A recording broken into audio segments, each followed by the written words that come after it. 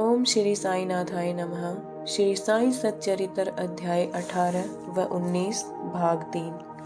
उत्तम विचारों को प्रोत्साहन। आइए अब बाबा ने उत्तम विचारों को कैसे प्रोत्साहन दिया इसका वर्णन करेंगे। यह ध्यान देने योग्य बात है कि श्री साईं बाबा सदैव उत्तम विचारों को प्रोत्साहन दिया करते थे।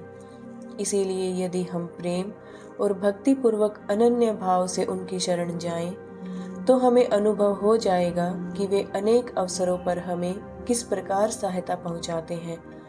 किसी संत का कथन है कि यदि प्रातःकाल तुम्हारे हृदय में कोई उत्तम विचार उत्पन्न हो और यदि तुम उसका स्मरण दिन भर करो, तो वह तुम्हारा विवेक अत्यंत विकसित और चित्त प्रसन्न कर देगा। हेमाड़ पंत भी इसका अनुभव करना चाहते थे। इसीलिए इस पवित्र शिरडी भूमि पर अगले गुरुवार के समूचे दिन नाम सिमरन और कीर्तन में ही व्यतीत करूं, ऐसा विचार कर वे सो गए।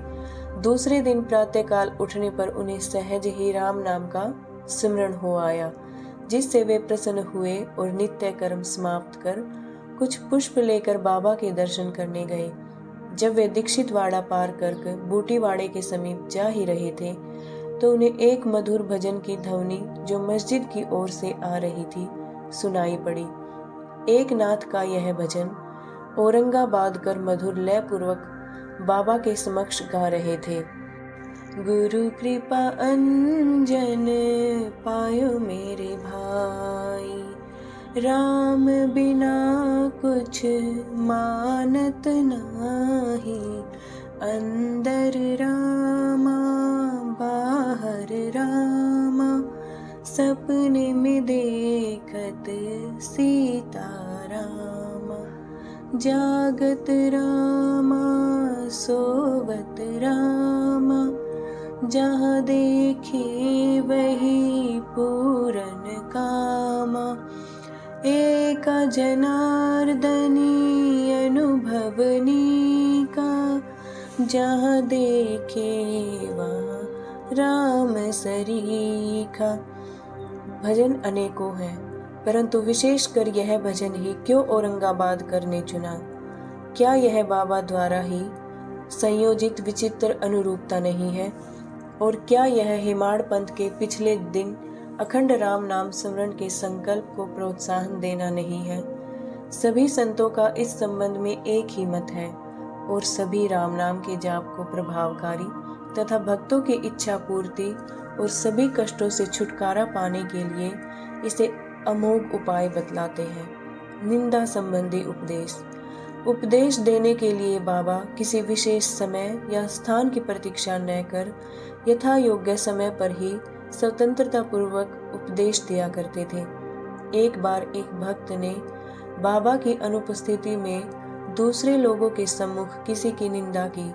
गुणों की उपेक्षा कर उसने अपने भाई के दोषारोपण में इतने बुरे और कटु वाक्यों का प्रयोग किया कि सुनने वालों को भी उसके प्रति घृणा होने लगी। बहुधा देखने में आता है कि लोग तो व्यर्थ ही दूसरों की निंदा कर झगड़ा और बुराइयां उत्पन्न करते हैं। संत तो निंदा को दूसरी ही दृष्टि से देखा करते हैं। उनका कथन है कि शुद्धि के लिए अनेक विधियों में मिट्टी, जल और साबुन पर्याप्त है, परंतु निंदा करने वालों की उपयोगिता ही भिन्न होती है। वे दूसरों के दोषों को केवल अपनी जिह्वा से ही दूर कर देते हैं और इस प्रकार वे दूसरों की निंदा कर उनका उपकार ही किया करते हैं, जिसके लिए वे धन्यवाद के पात्र हैं। निंदक को उचित मार्ग पर लाने के लिए साईं बाबा की पद्धति सर्वथा ही भिन्न थी। वे तो सर्वज्ञ थे ही, इसीलिए उस निंदक के कार्य को वे समझ गए। मध्याह्न काल में जब लेंडी बाग के समीप उससे उनकी भेंट हुई, तब उन्होंने विष्ठा खाते हुए एक सूअर की ओर उंगली उठाकर उससे कहा कि देखो वह कितने प्रेम पूर्वक विष्ठा खा रहा है। तुम जी भरकर अपने भाइयों की सदा बुराई करते रहो और उन्हें अपशब्द कहते रहो। तुम्हारा आचरण भी ठीक उसी के सदृश ही है।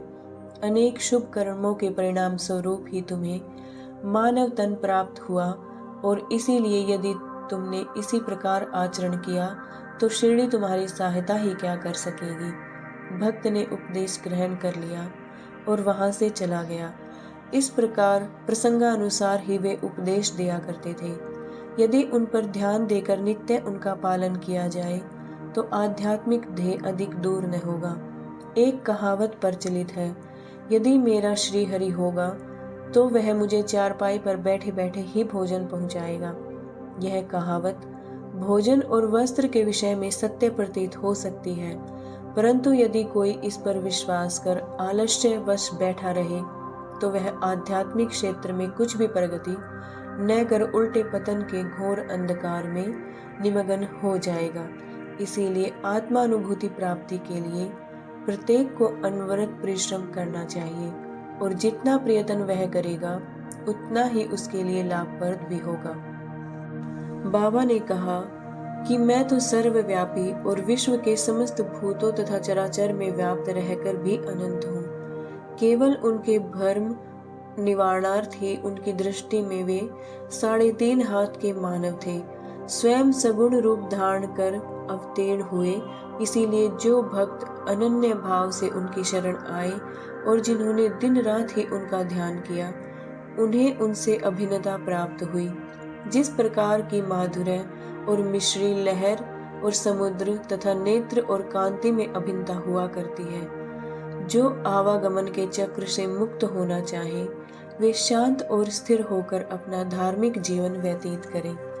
दुखदायक कटु शब्दों के प्रयोग से किसी को दुखित न कर सदैव उत्तम कार्यों में ही संलग्न रहकर अपना कर्तव्य करते हुए अनन्य भाव से भय रहित हो उनकी शरण में जाना चाहिए। जो पूर्ण विश्वास से उनकी लीलाओं का श्रवण कर उनका मनन करेगा तथा अन्य वस्तुओं की चिंता त्याग देगा, उसे निसंदेह ही आत्मानुभूति की प्राप्ति होगी। उन्होंने अनेकों से नाम का जाप कर अपनी शरण में आने को कहा। जो यह जानने को उत्सुक थे कि मैं कौन हूँ, बाबा ने उन्हें भी लीलाएं श्रवण और मनन करने का परामर्श दिया। किसी को भगवत लीलाओं का श्रवण, तो किसी को भगवत पूजन, तो किसी को आध्यात्म रामायण व ज्ञानेश्वरी तथा धार्मिक ग्रंथों का पठन एवं अध्ययन करने को कहा।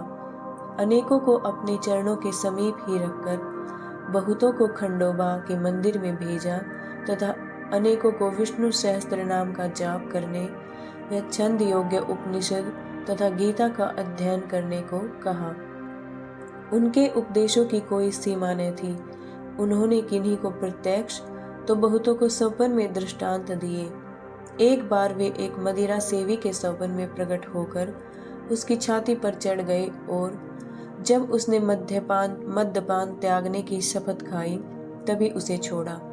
किसी किसी को मंत्र जैसे गुरु ब्रह्म आदि का अर्थ स्वप्न में समझाया तथा कुछ हठ योगियों को हठ योग छोड़ने का निर्देश देकर चुपचाप बैठ धैर्य रखने को कहा। उनसे सुगम पथ और विधि का वर्णन ही असंभव है। साधारण सांसारिक व्यवहारों में उन्होंने अपने आचरण द्वारा ऐसे अनेकों उदाहरण प्रस्तुत किए, जिनमें से एक यहाँ नीचे दिया जाता है। परिश्रम के लिए मजदूरी। एक दिन बाबा ने राधा कृष्णा माई के घर के समीप आकर एक सीढ़ी लाने को कहा। तब एक भक्त सीढ़ी ले आया और उनके बतलाए हुए अनुसार वामन गोंद करके घर पर उसे लगाया। वे उसके घर पर चढ़ गए और राधा कृष्णा माई के छप्पर पर से होकर दूसरे छोर से नीचे उतर आए। इसका अर्थ किसी की समझ में न आया। राधा कृष्णा माई इस समय जवर से कांप रही थी, इसीलिए हो सकता है कि उनका जवर दूर करने के लिए ही उन्होंने ऐसा किया हो। नीचे उतरने के पश्चात शीघ्र ही उन्होंने सीढ़ी लाने वाले को 2 रुपये पारिश्रमिक स्वरूप दिए। तब एक ने साहस कर उनसे पूछा कि इतने अधिक पैसे देना क्या अर्थ रखता है बाबा। उन्होंने कहा कि किसी से बिना उसके परिश्रम का मूल्य चुकाए कार्य न कराना चाहिए और कार्य करने वाले को उसके श्रम का शीघ्र ही निपटारा कर उदार हृदय से मजदूरी देनी चाहिए। ओम श्री साई नाथाय नमः। श्री साई सद्गुरु साईनाथार्पणमस्तु। शुभम भवतु। ओम श्री साई नाथाय नमः। श्री साई सच्चरित्र अध्याय 18 व 19 संपूर्णम। ओम साई राम।